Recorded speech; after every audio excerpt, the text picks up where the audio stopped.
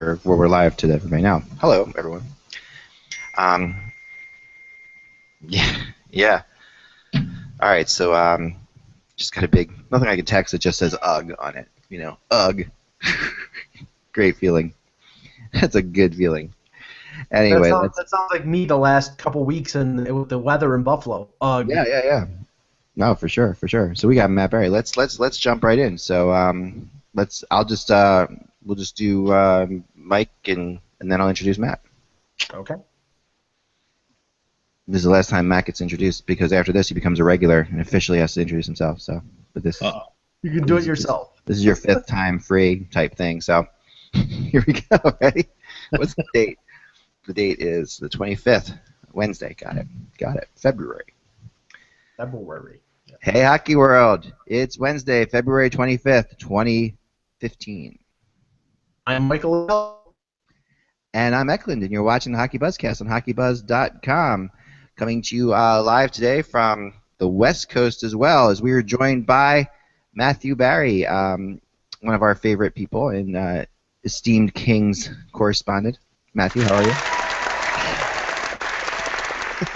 It's a sultry 67 degrees today here in Los Angeles. Oh, 67. That wasn't me. What was that, Mike? That was not me. That was you. 67. Wow, it's 12 out here. 12, yeah, which is I think something like minus 45 Celsius or something like that. Yeah, it's ridiculous outside. But it's great for the backyard rink, Matt. Man, that's been amazing. It's a nothing like it. 21 in Buffalo. Yeah, I know. All my friends are in New York. They were like, "Oh, it's 4 in New York. It's the coldest in New York since the 1800s." Yes. I don't miss it. That's why I moved here. Yeah, I don't blame you. Yeah. I don't blame you at all. So we're going to talk a lot about Pacific Division stuff today, which is good because we get our West Coast on, which is not always easy for us to do because we don't see the West Coast teams as much. Although I will say this before we go any further with the West Coast, I am a big proponent of the LA Kings yellow uniforms. Just throwing that out there. Yes. Watched them play last night again. Matt, you like them? It was a hell of a lot better than those ugly white uniforms they had on the during the San Jose game. I never want to see those again. With the white pants? I know. Yeah. I mean, God, they were terrible, Matt. What the hell? I don't know. Anybody who says they like them, and Luke Robitaille was trying to pimp them, I was like, no. Those uniforms were uglier. I think it's the second place to the Burger King jerseys. That was pretty hideous, but I'm glad we won the game. Those could be the worst jerseys that I've seen since the New York Islanders Fisherman's Friend jerseys. Yeah, I'll throw that out there too. Mike, you have a bad connection. You should call back in. Yeah. All right, I'll go back. Call back in, okay? We're joined by Kevin too. Hey, Kevin. Hey, how are we talking about the Kings jersey last night? Yeah, we're live already. We got Matt Barry today. Yeah. I mean, I love the Kings jersey. I think that's amazing. Yeah, I'm totally with you. Yeah, and I know Granato said he liked him as well when he was honored yesterday, and I know some people just find him hideous, but I wouldn't say they're among my favorite, but I've always liked them. I wax nostalgic about them, so. Yeah, no, I like the ones. I love the old ones last night. I think we were talking about how ugly the ones were during the outdoor game. Oh, yeah, I'm with you. I'm sorry. Yeah, okay. So, well, that's the other side of it too. Yeah, the white pants. That's getting into the only thing I'll say about that is you're getting into Golden Seals territory now. Right. Matt, all I can say is that watching the Kings in the gold and purple, harkens back to the days where I watched late night games on WR from New York of the Rangers or the Islanders against the Kings when they were playing the Triple Crown line and Jimmy Fox and those guys, Mario Lessard and goal. It just brings back memories. I wish they would go back to those. I think they're great. Yeah. Yeah. The nostalgia people love those uniforms. Yeah. Yeah. The first jersey I ever owned was a Kings yellow jersey, just like that. But for those of you who did watch the Kings game, I was just wondering if you thought what was longer, the Academy Award speeches or Tony Granato's speech. It's pretty. Yeah, I didn't see it. What do you think, Kevin? Did it go? I missed his speech. I didn't join the game until after. Was it short or? No, it was long. It was, eh? Very long. It was like, okay, I kept waiting for music to start playing to, get him off the stage. Yeah. Well, Tony's one of my favorite guys. I've told this story before, but when in the 1980s, so when things you remember for covering the league as long as I have, and I just brought this up to him, and he didn't even remember. But I went to New York to do a story on him, a cover story, and he lived out near Rye, New York, which is a fur piece, as we like to say, from the airport. And he and his wife, who's the nicest woman on the planet, Tony may be the nicest guy in the league, insisted on driving me to LaGuardia Airport in rush hour in New York, rather than putting me in a taxi, and I've never forgotten that. Wow, that's something. Yeah, it was absolutely amazing, and he's a great guy. I also remember on that World Cup team when, Tony Granato at one point, Brett Hull was not happy about his ice time in the power play, and Tony was on the power play, and he volunteered to give up some of his ice for the harmony of the team. So, which is, he's the ultimate team guy. So Tony Granato is one of my favorite people. That's something. And before we get into the Kings, before we get into the Kane injury, which we definitely will talk about, I want to stay with the Kings for just a little bit because, these yellow jerseys also, as I understand it, somebody told me that they kick-started this streak. Is that true, Matt? Like, this is like the game against Calgary was the first time they wore these yellow jerseys a while back. I mean, it's actually funny. The Kings, I believe, have worn 4 different jerseys the last 4 games. Really? That's new. I can't think of many teams that do that. Yeah, I think that was a first. I think they've always kind of been a catalyst, a good luck charm. I think the mayor has pointed out that with the Kings and the jersey, I believe they've only lost the purple and gold ones. They've only lost maybe 1 game. I think they were like at one point they had a streak of 9-0 or 15-1. So I know that with those purple and gold jerseys, they're kind of good luck charms. I don't know the exact number. The mayor will point it out. And I like this kind of stuff, and I know this is probably boring to a lot of people, but I love this kind of stuff. And I also am because the Flyers brought out Kate Smith against the Predators, and that was pretty shocking, and they win that game. We hadn't heard Kate Smith in over a year and a half, I think, or an entire season. But what's the deal? Why won't they ever go back to the Gretzky jerseys? Like that's what I expect them to do for the Winter Classic, well, not the Winter Classic, but for the Stadium Series. Go back to the Gretzky jerseys, or the Barry Melrose night at least. I mean, why not? You got me. I don't know. It's marketing. Remember, they were such a big deal, and they came out, and so many of them were sold, and they Tony Robbins is against them. There you go. I guess they really abandoned them. They really abandoned those jerseys, like never to be seen from again. It's kind of strange to me. Anyway, let's move on to hockey. Yeah. But the Kings are alive, Matt. It's like 8 in a row now, and it's not a matter of if they'll make the playoffs. It's how far they'll get up in the standings. Did they just throw a switch? I mean, what's going on? Are they okay, or is this mirrors, or what do you think's happening? Well, I mean, it's like, look, I think that the defense, which was really, really just kind of in tatters. Those young guys have kind of come in and calmed down a bit. McNabb, sat on the bench for I think 3 games. And finally got his wake-up call, and he's been playing spectacular. And it's also Jonathan Quick has turned the switch on. Yeah. I mean, when Jonathan Quick turns that switch on, good night. I mean, he's been just their savior these last 8 games. And it's been a great streak, and I mean, it's really sad. We've won 8 in a row, but Vancouver's won a bunch, and we haven't really gained much ground on them. We haven't gained much ground on Winnipeg. We're still only a point ahead of Minnesota. So it's like, thank God we've got on this streak, because if it hadn't, right. We'd be talking about who's going to be traded at the deadline, which is what we were talking about basically 2 weeks ago. Whether I think the last time I was on is like, is Williams going to go? Is Regehr going to be traded? At the deadline, and now it looks like Lombardi's going to add. So it couldn't have come at a better time for the Kings. I know that they're still looking to add a defenseman. I know Carolina's been scouting the Monarchs. They want Sekera. I think the price is still too high at a first-round pick for a rental. That's not Lombardi's style.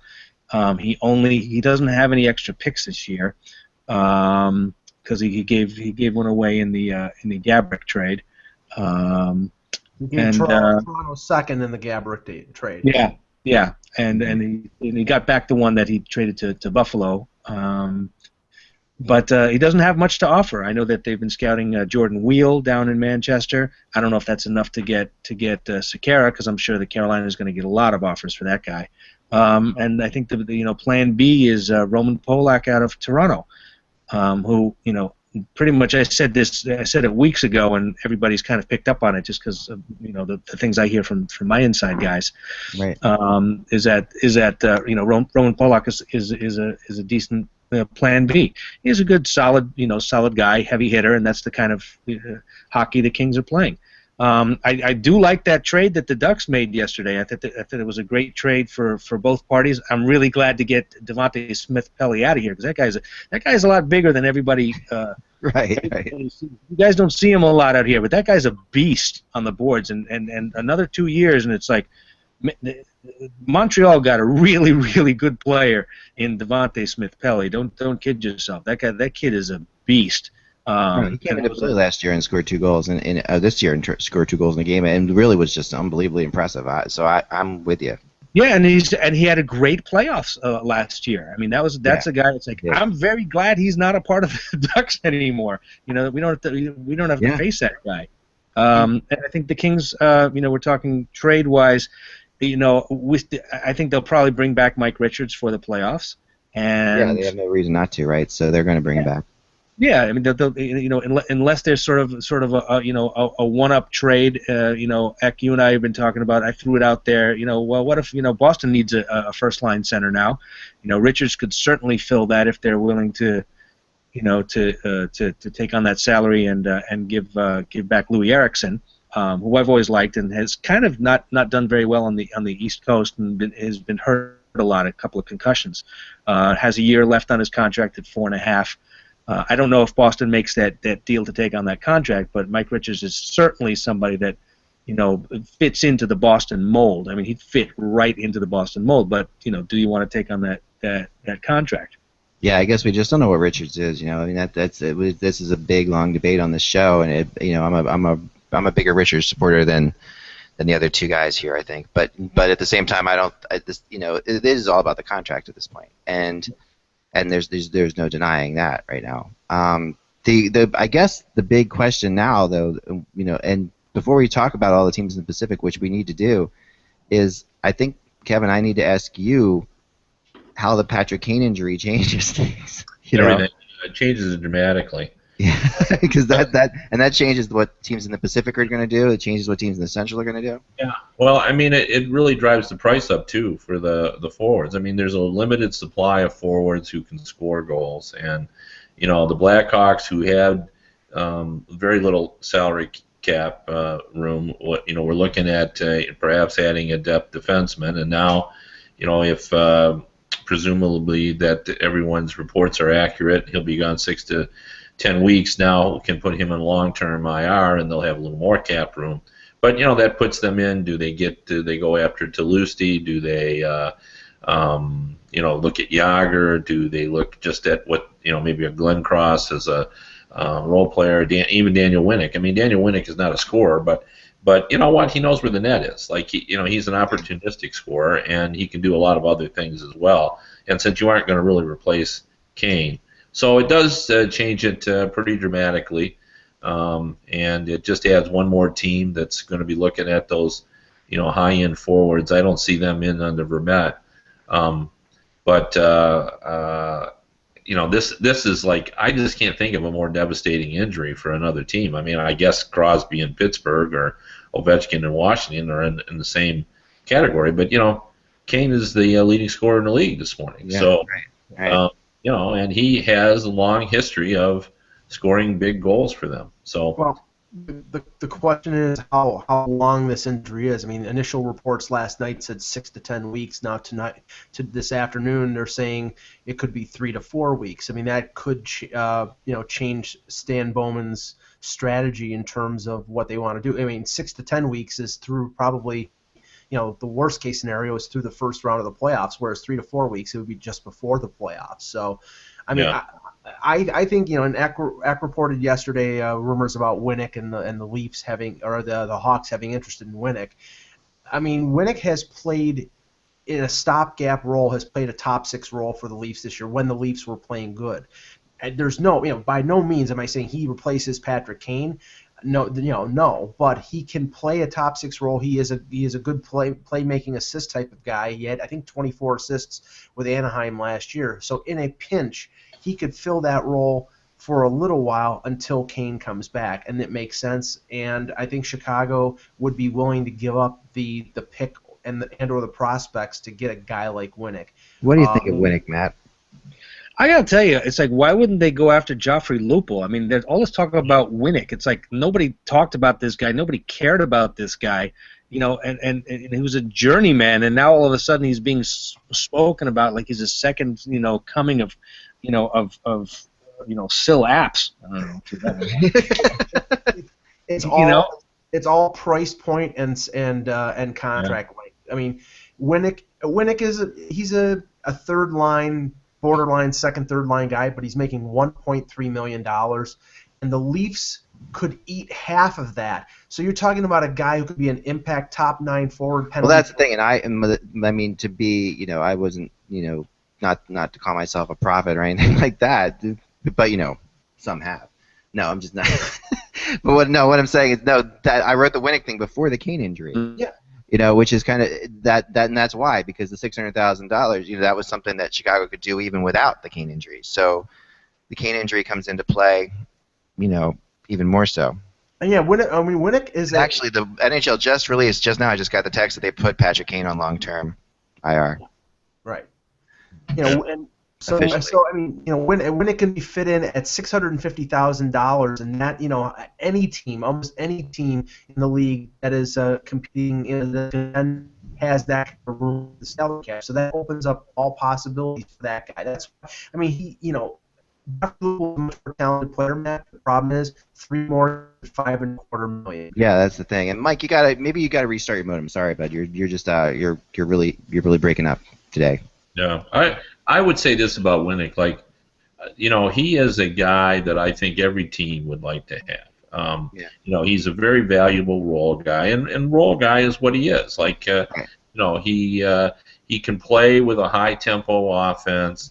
He's an opportunistic scorer. He's not an exceptional scorer, but he could be a 12, 14 goal scorer on a team, and he fits in well. He's very well liked. Coaches like him. Every year there's always discussion about picking up a guy like him for the, for the stretch run. So he's a trade deadline. He's a perfect trade deadline type player. Because he's very likable.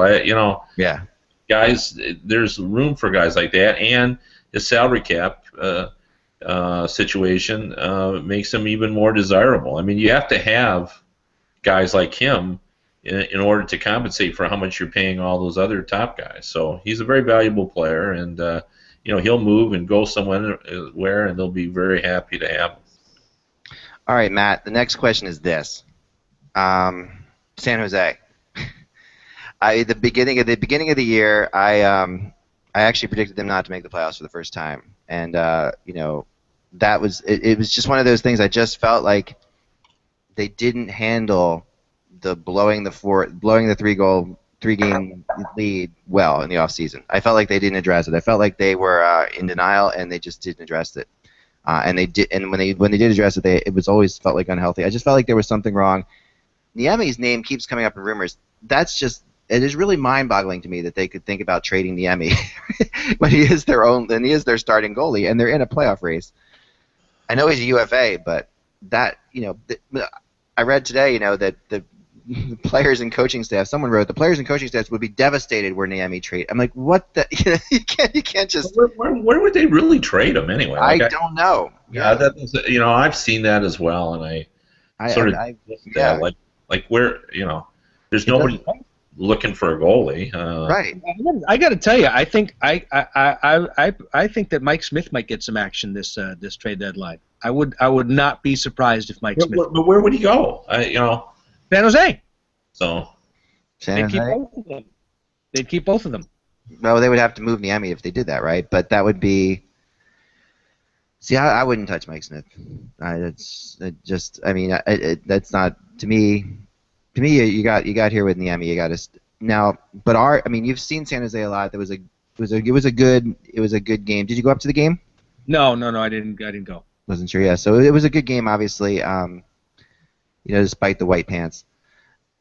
But San Jose feels dysfunctional to me, and yet they have so much talent. It's crazy. Like there are many teams. I think you could probably pick 20 teams in the NHL that would trade their entire roster for the San Jose Sharks roster, but yet you can't. Yet there's something wrong there, and now they sit here, out of the playoffs, for the first time potentially since 2 lockouts ago, right? So this is crazy. What are your thoughts? I think that the coach has worn out his welcome, and he needed to be fired after last season.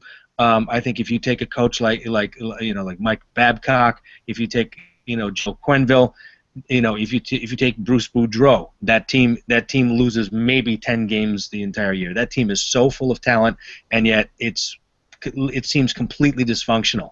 Let's punish the captain by taking away his C, and then they give him an A later on. I'm like, what? It's like you've got so much talent there, And I also think that losing Boyle really did hurt them. I do agree there, 100%. Look at what Boyle is doing in New York. It's like, okay, they didn't replace him. They didn't even try to replace him. They didn't. And that was what was crazy to me about the whole thing. They didn't. They moved. There was a reason why they took what's his name and made him an offense and then put him back on defense. Oh yeah, Burns, right? Burns is like, Burns is I wouldn't say a liability back there, but he's not great as a defenseman. He's much better as a power forward. He's having a great year, but not defensively. He's putting up points, but there's a lot of players you could probably move back there that would put up points, but wouldn't necessarily be helpful defensively. I think that's an interesting thing. I've always wondered about. How many forwards you want to talk about a team that's going to make a panic move. Doug Wilson's going to make a panic move. He's going to have to because if they don't make the playoff, he's out of a job, and so is their coach. So I have a feeling they're gonna give up one of those coveted first round picks to somebody. They might wind up with Vermette. I think they need more defense, but I think that San Jose is going to make a really big splash because they have to. That is the team that should go after Keith Yandle, but Yandle is probably not going to move. I don't.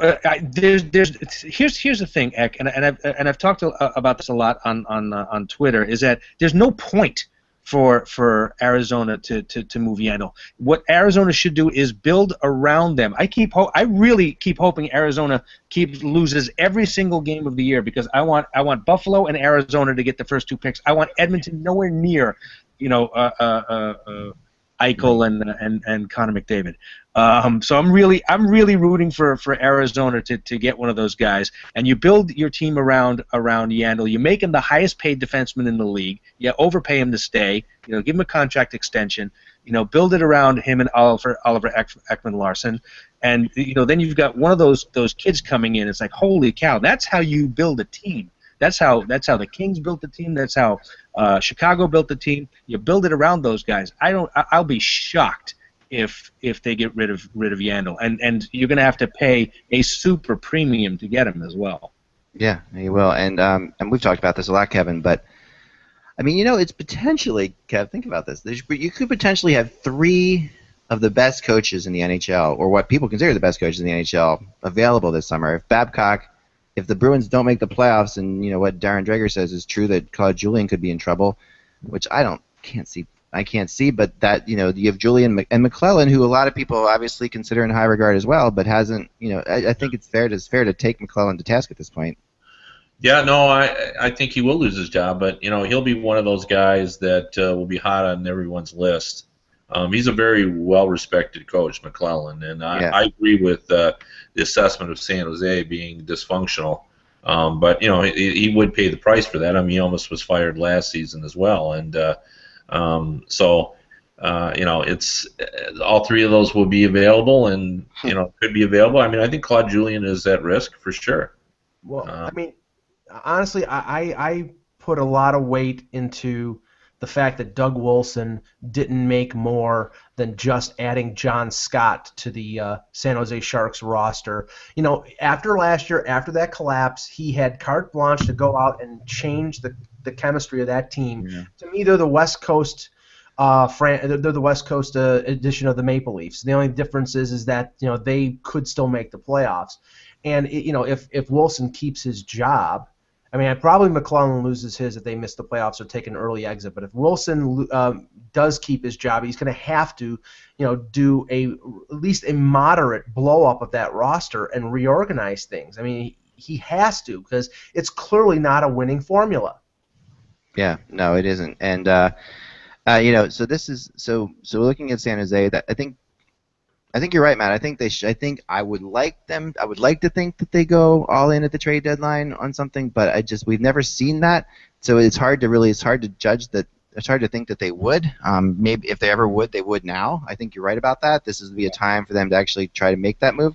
They have and I don't blame Wilson. The last thing I'll say about the summer, I don't blame Wilson for not making more moves, because this is such a talented team, but I just blame them for the way they handled the whole thing, like the captain thing. They just needed more. They needed somebody to come in and say, this is how we're going to handle this. And I really go back to how the Bruins handled losing to the Flyers in the same situation. They handled it in a completely different way. They came back and won the Stanley Cup the next year. The Bruins did after losing that. They handled it totally differently, and you could see that in the summer that they were handling it differently. So, yeah, but the components in San Jose are not there as compared to what was there in Boston. I don't agree. I think that they are. Tim Thomas and Antti Niemi are completely on two different sides of the planet. Yes, I'll give you that. But there's and Boston was strong on defense, and this team. Yeah, but this San Jose team is stronger than that Bruins team was offensively. So you can throw. There's aspects to this that, component-wise, I don't know. I think you do have to fault Doug Wilson a little bit for not doing more last summer. When we made the announcement, okay, we're moving Brent Burns back, to defense. Yeah, is not coming back. They put it out in a kind of a statement. It was almost like you realize that they were just saying, okay, this should be enough, and that's not a press conference. It's not a press conference to say that Burns is being moved back to defense. Yeah, well, they didn't do that, did they? I think they just put in for just put it out in a statement, and right, they put it out in a statement, right? More. Now they were handcuffed. Obviously Joe Fort and Marlowe didn't want to be traded and didn't want to go anywhere. So I think that that sort of limits what you can do, because I don't think you're trading Pavelski or Logan Couture. But I don't think their defense is good enough. I think they need they need a lot more help than just minor cosmetic changes. I agree with Mike on this. I think there's enough there to make the playoffs, but they're not a real contender. I got to tell you, looking at their schedule, 10 of their last 13 games are on the road.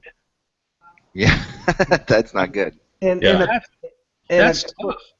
I'll tell you one thing, what I wouldn't do, though, and I would not give up my first-round pick. I don't think you can give up a first-round pick and risk missing the playoffs and risk, winning the lottery and missing out on Connor McDavid. I think that's suicidal. Now, according to Kevin Kurtz, he for Comcast, the Sharks have the ability. They're under the cap enough that they can take on a big salary. I don't think they would take on a big salary up front because they're already loaded up there.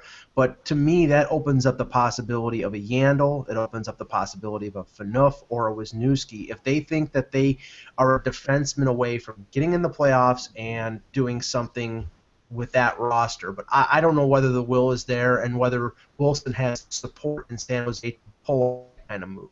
I think he's got the support. But and they've also San Jose has always been a budget team and not a cap team. That's true. By that I mean they have a certain budget that they live within. That's a very good point. Now the other thing I noticed, Matt, when I look at this specific division, is the Anaheim Ducks, who are running away with it, but at the same time have given up a ton of goals. This is a team and it's very un-Anaheim Duck-like. That they've given up 171 goals. And that's What are your thoughts on the Ducks as far as this season? Well, I mean, look, I think they lead the league in one-goal games and one-goal games in the playoffs. I mean, look, I've never been a fan of Bruce Boudreau.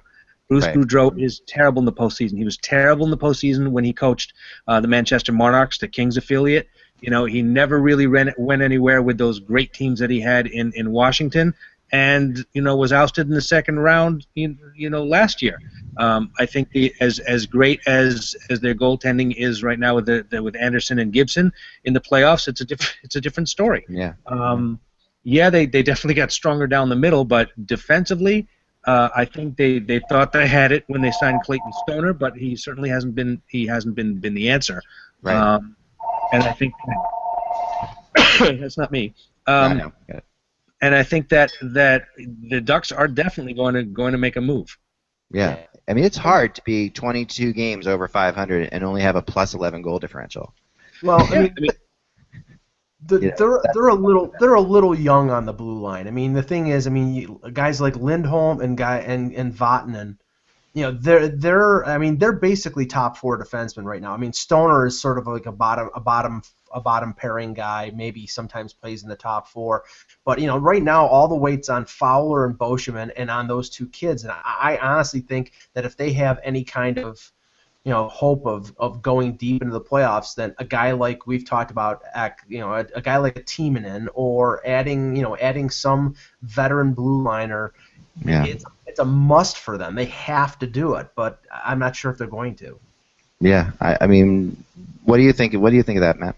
I think that Anaheim's they're going to have competition for Roman Polak. I mean, I think that Roman Polak on that blue line solidifies it. I mean, I've watched Vatanen, and as offensively gifted as he is, defense, man, that guy gets burnt like toast. It's a lot like Delzato in a lot of ways. It's funny. I was watching the other night, and he's smallish, and he sort of has a Delzato thing going on. I agree.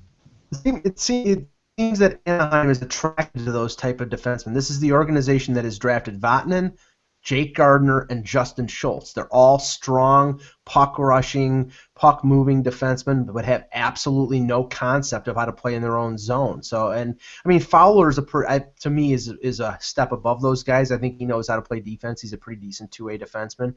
But yeah, they need guys who can stay at home and protect their own zone, and I don't think they're strong in that. So a guy like a Polak, but I mean, there are other guys out there that they could get that would work, and that would make sense.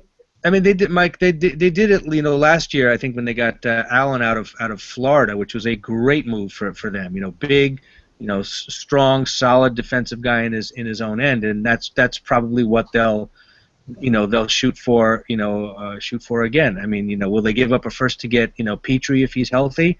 Not really the answer that the Ducks need. The Ducks need a solid stand. They need another Boschman, is what they. That's why I heard. One of the things I was going to write later today is I heard Nick Grossman's name mentioned with them, and it made sense. I've heard him mentioned with the Kings as well. Yep. But I think that Lombardi loves him. Lombardi loves Nick Grossman. Yeah, Nick Grossman he is that kind of a trade deadline defenseman that you can pick up for not a lot of money. Who, he scored again. These guys. This is the most goals he's ever. He has 4 goals this year. But this is most goals in his career. But he's not a goal scorer. But he's really been very, very good. And I'll throw this out there too. You mentioned Sekera earlier. I watched the Hurricanes Flyers game last evening, and Sekera was really good. I mean, he looked very, very good. I know he's playing right now for scouts. You can tell he wants to get traded, but he looked really solid. Way more solid than I remember him being. Because I don't get to see that team very often, but I was impressed by Sekera last night, definitely. So I think you're right that they're going to get what they want from him. Maybe not a first-round pick. I don't know how many players are going to get. Vermette might be the only one that gets a first-round pick, but I don't know. There aren't that many first-round picks to go around. So yeah, they're also trying to squeeze a first-round pick, but generally as you get closer to the trade deadline, it comes down a little bit, and then that's how you end up with those. They all start out as I want a first-round pick and a prospect, and then it ends up in a second-round pick, a little better prospect. Right. So, right. And apparently right now, other than Buffalo and Toronto, the only team that has double first-round picks right now is Tampa Bay. They have their own, and they have the Rangers. So if that's the case, that gives a step up to Tampa if they want to add a defenseman or add something at the deadline. They can throw away that second first, and another low first, and get the player that they want. So we might be on the watch for that. I could very much see that. I don't see any team that could potentially miss the playoffs giving up their first round pick. Right. It's just not. That's why. Yeah. Like Florida's not going to do it. San Jose is not going to do it. Just because it would just be a public relations nightmare if they give up. Let's also remember what happened last year. Remember all the noise was about Matt Molson and Vanek and the trade deadline, and it's just like Vanek went for nothing, really. Right. That's because Garth overplayed his hand. He waited too long, and he waited too long. Got it like 55 and got a third-round pick in Sebastian Kohlberg for a guy who scored, who was a 30 to 40 goal scorer in the last few years. I think he completely overplayed his hand. Tim Murray got pretty good value for Matt Molson. I think he got a couple second-round picks for him and Cody McCormick. So I think the Sabres did well on that. And we do have to mention the Bergenheim trade, of course. We'll get to that in a second because that happened. But I want to touch on a couple more teams real fast. First of all, Vancouver, who again, looks like they're going to be in trouble, and then Eddie Lack, who really just, is like the Rodney Dangerfield of goalies, in my mind, steps up last night and completely, stones the Bruins. The Bruins played a strong game, and Eddie Lack comes in and beats the Bruins in Boston. What are your thoughts on Vancouver, Matt? It's unbelievable. Talk about coaching. Talk about coaching. Yeah. Here's a team that I think many of us at the start of the year said, oh, they're not going to make the playoffs. Right. They had lost so many people, and it's just like they've had great goaltending, great coaching. That's one team that I'm shocked they're still around, to be honest with you. I thought, okay, when are they going to fold? When are they going to fold? Probably on this East Coast road trip. And what have they done? They've won just about every single game. Yeah. They're surprising. They're very, very surprising to me. I'm really shocked at how well Vancouver has done this year. And I think it's again anybody that plays with the Sedins. Remember Anson Carter? Scored 11 goals one year. He goes up and plays with the Sedins, scores 30. Yeah. So, There's no question. And they are a team I think that will make a move at the deadline. It seems like they are going to do something. It's hard to figure out what they're going to do. Have you heard anything about them, Kevin? Yeah, well, they want a top six forward, so right. They're going to be looking at all the guys that are in that group. They'll be looking at the Vermettes, and it's not out of the realm of possibility that they could be in on him as well. The funny thing is, Kevin, is that they're without Edler right now. They're without Bieksa right now. We already talked about Miller, but it seems that they're not going to make a move with the goaltender because Lack and Matt Markstrom should be able to cover things up. And the guy that they wanted to trade, Cassian, has sort of turned it on lately. I think he's been playing with the Sedins and has played pretty well of late. So you would think that they would be wanting to go for a defenseman to sort of bolster where they're shorthanded. But yeah, I think that they're probably going to go for a top six forward. And I don't know how many top six forwards are in the market right now in terms of rentals. Just a couple, really. Yeah, there really aren't. The interesting name I keep hearing with Vancouver is Emlyn out of Montreal, right? That was a name that's a player that they like, and I can see that as a and I could see before this other trade, I thought Cash and Emlyn made some sense. That was the trade I could see. Okay, there you go. Montreal's getting their big forward, but I agree with you. They'd be nuts to trade Cashin right now, because he's and Emlyn's out for the rest of the regular season. Right, Emlyn's out, so that's not going to happen. So, but that's been that was sort of the direction they were heading before this. So now with all the defensemen out, I agree. They're also in that. There's a lot of. This is why I think Yandel's going to go. This is why I disagree with you, Matt. There's just so many teams that need defense. There's just that the price for Yandel could get really high. Well, that's why I don't think he will go at, because they want so much for him, and you can't take that off a contending team. It's just too hard to do that. You're not ahead. You don't think that there's enough teams out there that really need defense that they could drive the price up? I do, but they're all the teams that really want them are contending teams, and right. Phoenix. Why the Phoenix has no motivation, or excuse me, Arizona. Arizona has no motivation to trade him now, right? Because they know they can do as well, if not better, in the in the summer. And plus, I mean, I agree with the that they should reconsider even trading him. Like, he's still in the prime of his career. He's 29 years old. What they can build around that. Gabe Tippett's defensive coaching and Yandel and Ekman-Larsson. And, Gormley is a decent young player. Connor Murphy. They've got the makings of an okay defense. It's a question, Kevin, whether they think they can re-sign him. I mean, it's sort of like a Buffalo South situation. If Winnipeg thinks that Buffalo's not going to re-sign, then they probably have to trade him. Just like I think if Arizona thinks that Yandel's going to go UFA after next year, then they have to strike while the iron is hot. I don't know if it seems like Yandel likes it in Arizona compared to what we've. I mean, that's no, but Mike's point is a fair one. I think he does like Arizona, but he's a Massachusetts kid. Would he be tempted by the Bruins? Sure. So I mean that's a fair concern. I guess they have to gauge that. Let's touch base with Calgary again. Now this team's coming to town next week. I'm really looking forward to seeing them play here. With South Jersey's own Johnny Gaudreau, who I know a lot of people. I can't tell you the amount of people. I must know 20 people that are going to the Flyers-Flames game to see Johnny Gaudreau play. Like people who coached him, people who play with him. They're just all friends of mine that I grew up with. All their kids played with Johnny Gaudreau, which makes me feel ridiculously old. So, but anyway, Johnny Gaudreau. What are your thoughts? What are your thoughts on the Flames right now, Matt? I got to tell you, I watched that Rangers game last night, and it was like, of course, I'm rooting against Calgary because it helps the Kings out. But man, oh man, talk about another team that's just like came out of nowhere. Great coaching, great attitude, workhorse team. They come every night to play, and they bang bodies. Right. I think if they're gonna make a deadline deal, they'll get another big body in there. They'll do what the Kings did. When they got Dustin Penner. Getting a big body in there to just like wear you down. I don't want to play them in the first round. I really don't. I was curious about that. They seem to match well against the Kings, particularly. Yeah, they've had. I think although the Kings took them apart a couple weeks ago, didn't they? I mean, that in LA, the Kings just outshot them by like 30 shots or something. It was ridiculous. Well, I think it was the revenge for the game that we had a 3-0 lead against them and lost 4-3 in overtime. Right. And it was. I think Calgary. They've had our number this year. I think we've only beaten them once this year. Right.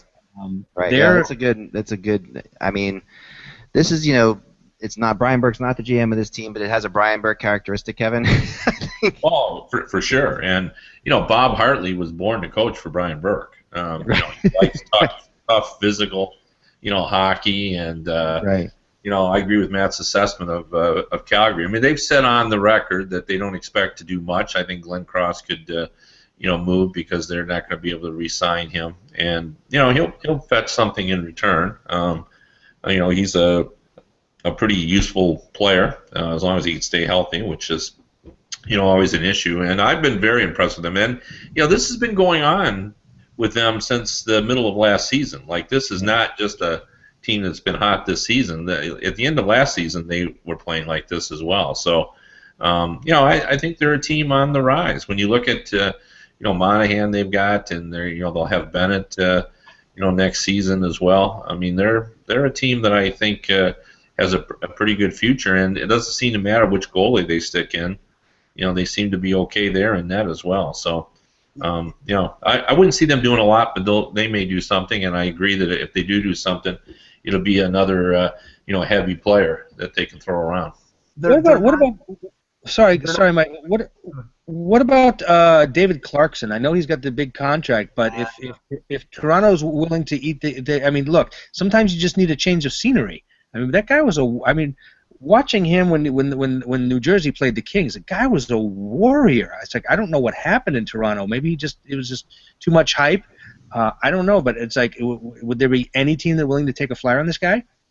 My theory is the only team that would take a flyer on Clarkson would be New Jersey. Yeah. after the season, if the Leafs took a contract back or paid some of the salary that New Jersey, the organization still loves him there. The fan base still loves him there, and it might be a good fit. But regarding Calgary. First of all, they're not going to move any of their young players. They're not going to move Bennett. They're not going to move Monahan. They're not going to move Giordano or TJ Brody. The only thing I could see them doing at the deadline is there's been a little bit of talk out there about them moving a guy like a Matt Stajan or or even a Mason Raymond who they just signed this year because the $3.5 million cap hit. If they move and bring somebody in, they would want to move a little money out because they're a budget team right now. There supposedly has been some talk between them and Toronto. Like I said, Dave Nonis was in New York scouting the Rangers Flames game last night, and Sportsnet Roger Millions from Sportsnet reported that there has been some talk about the Flames and the Leafs, and since everything is up for sale with the Leafs, it would make sense that Brad Treliving and Brian Burke would be talking to them to see if they could get something for pennies on the dollar. And there's a place that Winnick would also make sense. That's another Winnick that would be a good move for them. Maybe I think everybody. There's a lot of players on Columbus that are going to get moved. I talked to them yesterday. I didn't get the sense. I get the sense that they're actually going to be buyers. More than that, they have the player. You're right. They have some interesting players. And with the exception of the one guy there who's the defenseman who's been there forever, former Buffalo guy. Why can't I think? Leopold. Leopold, yeah. I mean, he could get moved, but that's not that he's your journeyman defensive defenseman. After the team that doesn't get Nick Grossman. I mean, what are we talking about here? I think Wisniewski has some value. Yeah, he does. But I think they want to get like a first-round draft pick for him. So I think that's not going to happen. Well, I can tell you that Bobrovsky is supposed to come back at the end of the week. But if they were really interested in competing for McDavid or Eichel, they should play Anton Forsberg every one of the last 23 games. He could be the worst goaltender in the NHL. The guy let in 4 goals against Buffalo, and I think I could have stopped him. Had a better chance to stop him better than Anton Forsberg. All right, Matt. So tell me this: before we jump into the NHL trade simulator for today, or NHL draft simulator. Yes. Matt, tell me who's going to make the playoffs in the West. Wow. Don't put any pressure on him, Mac. No, I know. Yeah. I mean, I'm looking at the conference like, okay, I don't know. It's just like I'm not buying it with Minnesota. I'm just really not. I think that the goaltending will come back to. I think Dubnyk will come back to reality.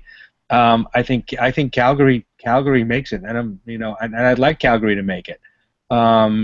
I'd certainly like San Jose not to make it, and there's a good chance that they won't because again they have 10 of the last 13 on the road, and against some tough teams. I think that probably that Calgary will make it, and Minnesota falls out, and I think San Jose misses the playoffs. I think you have to think that they will unless they make some sort of blockbuster deal. But they've got a tough schedule, man. Although to be fair, the Sharks have been better on the road than they've been at home this year. I mean, that's a strange thing to say, but they actually are 16-11 and 3 on the road and 14-12 and 5 at home. So I mean, it's just. Well, a determining factor in the Western Conference playoff race is going to be Calgary. The last night was the first of an 8-game road trip. Right. They're on the road because of the Briar in Calgary. So that if they can get through that and go 500, I think they have a good chance of making the playoffs. But 8-game road trips, that's what undid Toronto's season. So we'll see how they fare. I'll tell you this: I also watched Colorado and Nashville last night a little bit. And man, Nashville made a statement in that game. They really made Colorado look terrible. I mean, the Avalanche had about 8 shots with about 12 minutes left to go in the game. I mean, literally, that's what they had, and that's a high-powered Avalanche team. They to the point where they had in a typical Patrick Waugh moment. They had a power play with 11 minutes to go, and they pulled their goalie to try to get a 6-on-4, and the Predators scored. With 11 minutes to go into an empty net. But that was Yeah, the Avalanche. I mean, that felt like the game. That felt like a crushing blow to the Avalanche type game last night. But they're still, when you look at it, they're still only 6 points out. I mean, Dallas is still They only have 6 no points shot. out. They have no shot. Dallas is done. Dallas is done. I don't think so. I mean, we have 20 games to go. 6 points. Yeah. No, if you think about where the Kings were, before they started this eight game road trip, Yeah. they've really only gained 4 points in the standings. I mean, they gained a lot on San Jose, but they didn't gain anything on Vancouver. They've gained with a couple of points on Winnipeg. I mean, Dallas and Colorado have to climb over San Jose, over Calgary, and over Minnesota in order to make it. It's just, I'm sorry, even with 20 games, it's not going to happen. Yeah. Yeah, no, you're right. Finally, I wanted to throw the last thing I wanted to talk about. I don't know if you guys also watch. I also watched the Chicago-Florida game as that was ending last night, and that, so I watched a little bit of the Bruins game. I had the Bruins game on the side, and the Bruins played hard, and I was kind of unfair on them last night on Twitter, saying that that I thought of the 3 teams last night, the Panthers were the only team that really showed heart last night to me, because the Flyers. They really were terrible against Carolina, and it's this typical Flyers up and down thing. And you know what else? It comes to show again, and as the Wild were terrible against Edmonton. There's something going on here, with these teams, Kevin, we've talked about before, that are out of the playoffs, that they're just horrible to play against. It's just when these teams are playing without any fear. Yeah, no pressure. Yeah, no pressure. I mean, Carolina looked great. I mean, and so they talked about in the broadcast, the Flyers had given up a total of 12 shots in the first period against the Predators and the Caps. So in 2 games against 2 top teams, they gave up 12 shots in the first period, and they gave up 18 shots last night to Carolina in the first period. So just figure that out. It just makes no sense at all. Well, but Florida getting anything out of that game last night, they were not in that game at all. Down 2-0 late, and to get a point out of that game in Chicago against a team that the Hawks are struggling, but the Hawks definitely they had taken that game over, and that was something. I was impressed. The Panthers, just impressive. I mean, really impressive the way they're finding ways to do this. Well, just on that point, Carolina and Edmonton have played better of late. And those teams, yeah. I mean, Carolina is going to trade Sekera. They're going to trade Toulouse. But they're still going to have Jordan Staal, Eric Staal, Lindholm, a few players they've been playing better under Bill Peters since Staal returned in late December. And right. Edmonton's been a 500 team under Todd Nelson. But Arizona, Buffalo, and Toronto, who have all been terrible since the beginning of the year, they're going to continue to go down. So I think it's possible that Arizona will contend with Edmonton for 29th overall, and Toronto could fall deeper. Well, like Matt said, Edmonton's 4-5-1. Last 10. That's not bad for the Oilers, and the Arizona Coyotes are 1-8-1. So yep. There you have it. All right, let's go to the trade simulator. Why do I keep saying that? I'm so sorry, guys. I was literally up till 3 in the morning last night. And then up at 6 in the morning with the kids today because my wife wasn't feeling well. So I'm going on no sleep. So if I'm not making any sense, that is why. That's absolutely why today. Ready? All right. So the NHL NHL Draft Lottery Simulator. Hold on 1 second. I just got to bring it up. Now the Flames won this yesterday, and they had a 1% chance. The Kings have won this once, Matt. So you have Connor McDavid. Yeah, they took Connor McDavid once. Here we go. We're running the lottery today. And the winner is, oh man, this goes against all logic because Kevin's on the show. But the Buffalo Sabres have won the lottery today for the first time ever with Kevin on the show. Kevin has only missed 3 shows since we started doing this. Twice the Sabres won. And the Buffalo Sabres won again today. So this is now the Sabres now take the lead in this, Mike, right? This is the first team to win 3. No, this is their 3rd. Right. I don't think anyone else has won 3. If I'm right. Destiny is being fulfilled. Yes. Gosh, stupid statistics. It actually does work out in the end. But yep. So the Sabres and the Oilers then have to deal with the horrible decision of picking second, which is the worst thing they could possibly have to do because they really need to pick 3rd. The Oilers do. But anyway. there you have it. Matt, thanks so much. Are you going to be rounded off for the trade deadline? Yeah. I'm actually going to take the day off. So. Would you like to spend it with us? Sure. We would love to have you. That would be fantastic. Absolutely. That'd be fantastic. Yeah, I would love your perspective. You could just jump in and out or whatever you want, but it would be awesome. We're going to be on all day from like 10 I mean, the whole thing is it going to be anticlimactic? Because I have a feeling that most of it is going to come the day before. Yeah, it could be. It could be. But, I mean, if you're not watching the Grossman and Winnick, waiting for Grossman to be traded, and, gosh. And, no, it could be. It always has the potential of being anticlimactic. But then again, something could always, it's always fun. If it's nothing else, it's a fun day. So we'll see. Yeah. All right, guys. Thanks so much for joining us. Kevin, I need to talk to you briefly after the show. We'll talk